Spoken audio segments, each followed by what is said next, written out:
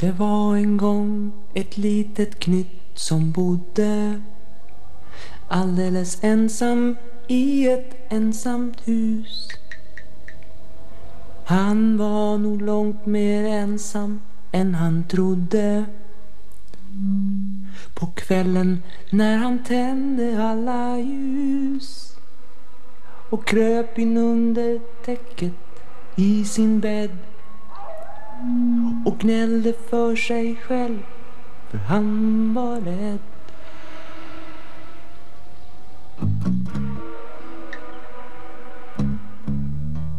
Där ute gick hemulerna med stora tunga steg. Långt borta hördes morrans ljud på nattens mörka väg.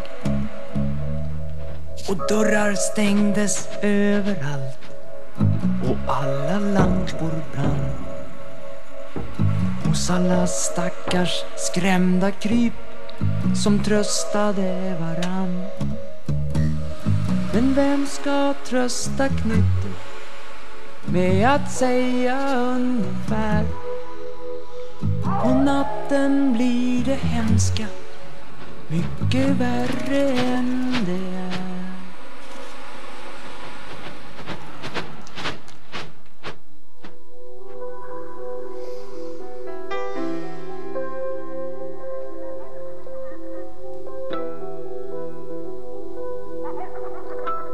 Men nästa morgon innan dagen grydde och dimman låg kring huset grå och kall, stack knyttet ut en ängslig nos och gnydde. Han hade klarat sig i alla fall, men ville hellre äta upp sin hatt än stanna kvar i huset nästa natt.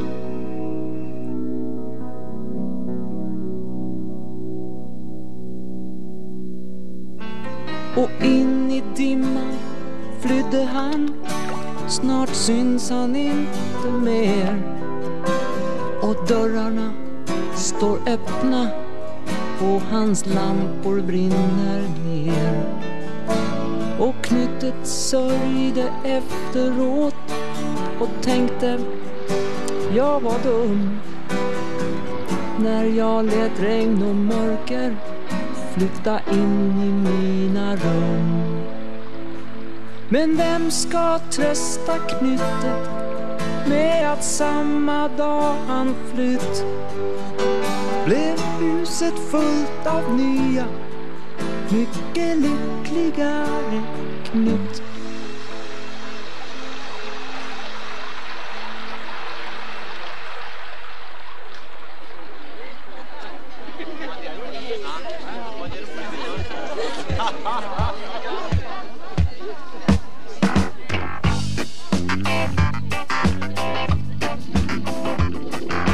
Knyttet gick och gick, men inget hände.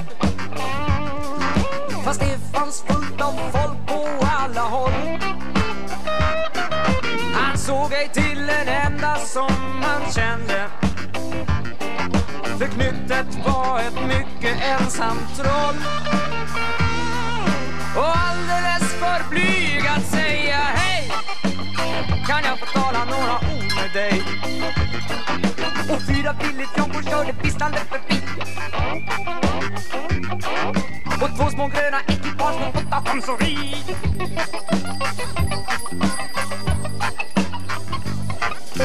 Och mynnan band en lingonkrans att lägga om sin hals.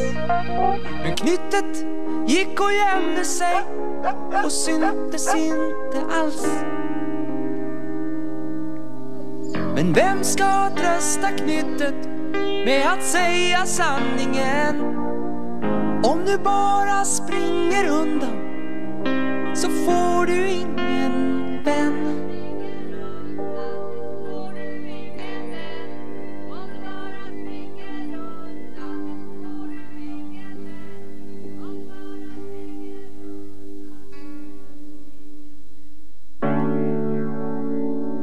Knyttets nya skor var väldigt trånga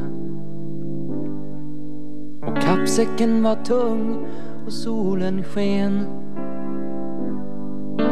När kvällen kom och skuggorna blev långa fanns inte mycket kvar av Knyttets ben. Så han satte sig på kappsäcken och sa: den är nog ändå rysligt bra att ha.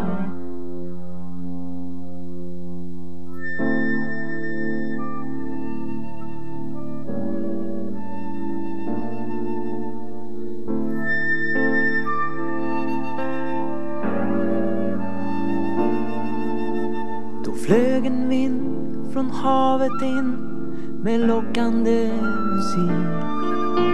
En mumrik spelar på sin flöjt i sömnig sommarvik. Någon kappsäck har han aldrig haft och aldrig trånga skor. Han vandrar på den gröna äng där inga sorger bor. Men vem ska trösta Knytt och förklara att en sång är bättre än en kappsäck ifall vägen är för lång? Och Knyttet gick med trötta ben mot väster.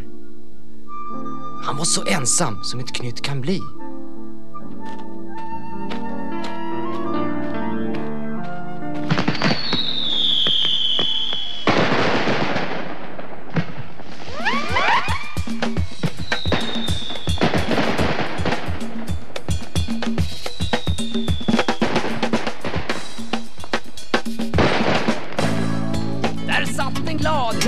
Med sina gäster och tände på ett stort fyrverkeri. Varenda en var blommor i sin svans.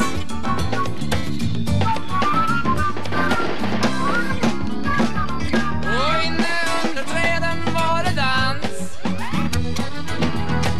Och 4 karuseller åkte runt med spel och sång. Där satt de 13 homsorna med varsin röd ballong. Emulen åt en stor bedy med hallonsylt och smör. Men ingen såg att Knyttet kom och stod där utanför. Men vem ska trösta Knyttet med att säga som det är? Stig in och säg god afton, så de ser att du är här.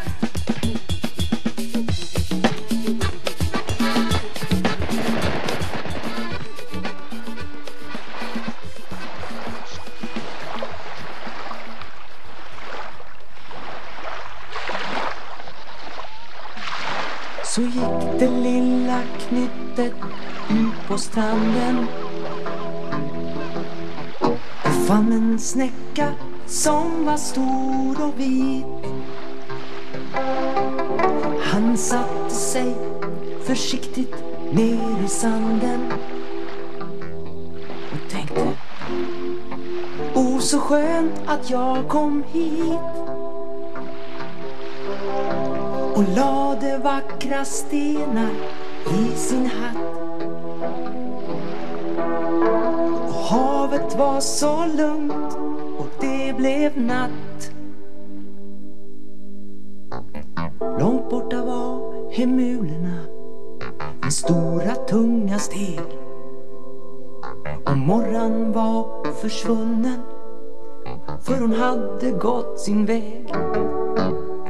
Knyttet tog av skorna och han suckade och sa: hur kan det kännas sorgesamt fast allting är så bra? Men vem ska trösta Knyttet med att säga: lilla vän, vad gör man med en snäcka om man ej får visa den?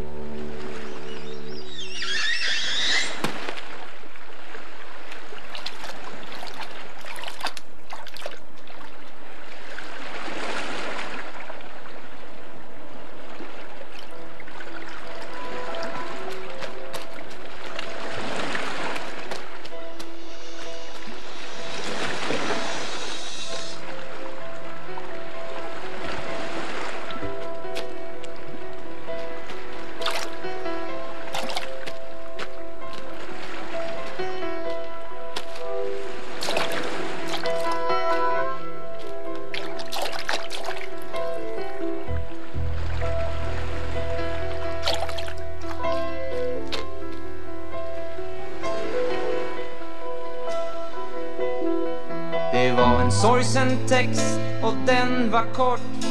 Och namnet hade havet tvättat bort. Men knyttet satt och tydde ut det lilla som fanns kvar. Och över hela stranden lyste julimånen klar. Jag är så rädd för morgons tjut och jag har ingen vän. Jag känner mig så övergiven nu i sjöringen. Försök att lite trösta mig om du är stark och snäll. Jag är ett mycket litet skrutt och det är nästan kväll.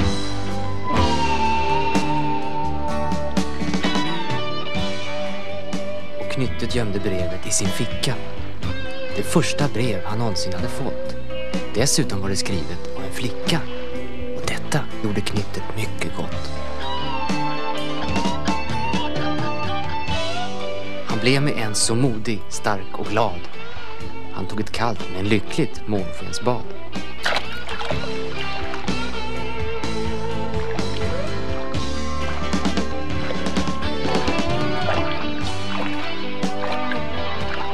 Sin kappsäck tömde han på allt och satte sig i den och rodde ut på havet i den långa dyningen. 2 skor låg kvar på stranden och en hatt med stenar i. Och natten var så vacker som en sommarnatt kan bli. När någon måste tröstas och beskyddas av ett knytt. Och allt blir annorlunda och förtrollande och nytt.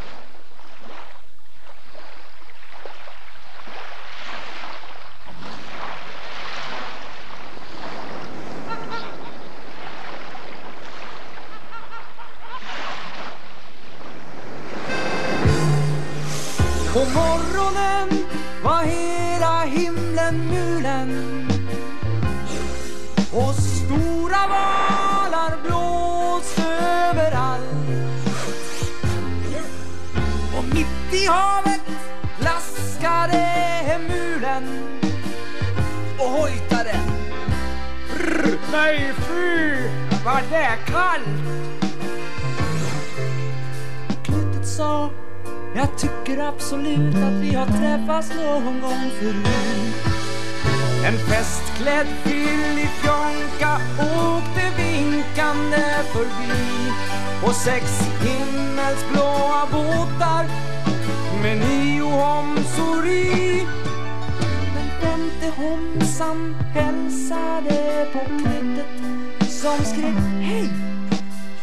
Och det har aldrig förut hänt att någon upptäckt mig.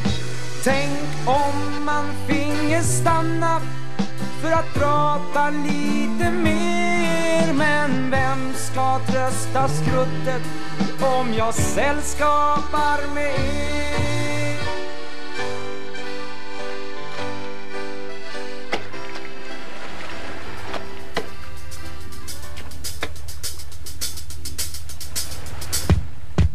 Nu skymtas svarta berg vid horisonten. 3 vilda berg där skrymt och morror bo. Men 19 homsor fiskade med dronten och lade ut ett nät i fridor. Och Knyttet sa förlåt en resenär som undrar om ett skrutt har varit här.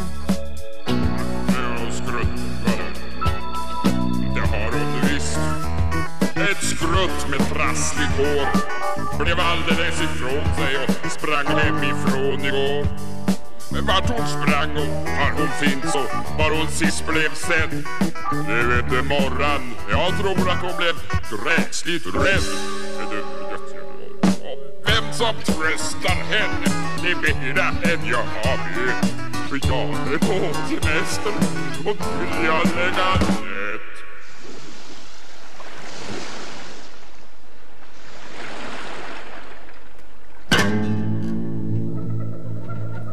När skymningen så småningom sig sänkte kom ludna småkryp fram på alla håll. De hade bleka nattögon som blänkte och viskade: där går ett ensamt troll. Ett ensam stackars knytt som går och tror att han är mycket stark och mycket stor. Långt inne mellan bergen hördes morrans hemska rop, och knyttet gick och gömde sig i första bästa grop. Men om en kvart flög knyttet upp och stampade och sa: nu är jag mera arg än rädd, och det är ganska bra.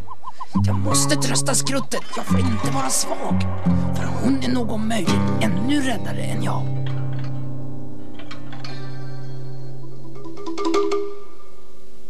Nu tystnar allt. Nu slocknar alla ljusen.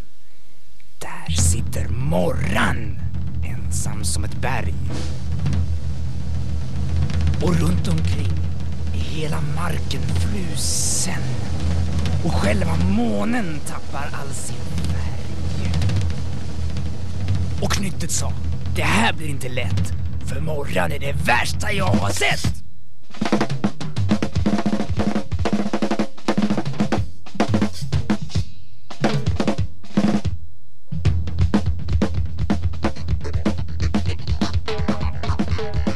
Först piggade han upp sig en arg och krigisk dans. Sen högg han sina tänder djupt i Morrans kalla svans. Morran blev så häpen att hon skrek och sprang till skogs.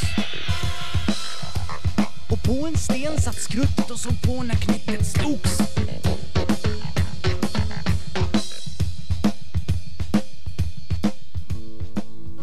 Att skrämma Skrutt är inte svårt. De faller lätt i gråt. Men de är ännu lättare att trösta efteråt.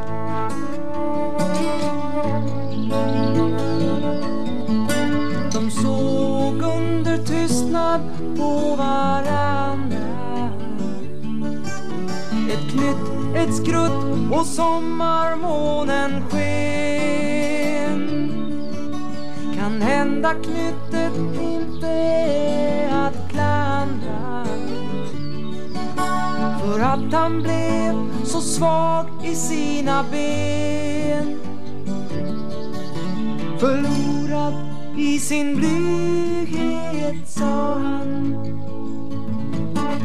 jag skriver vad jag menar, och försvann. Han satte sig och skriva om sin stora ensamhet. Om hemulen och om snäckan som var så vit och slät. Om funderingar på havet och om hur rädd han blev. Men hur han än förklarade så blev det bara ett litet brev.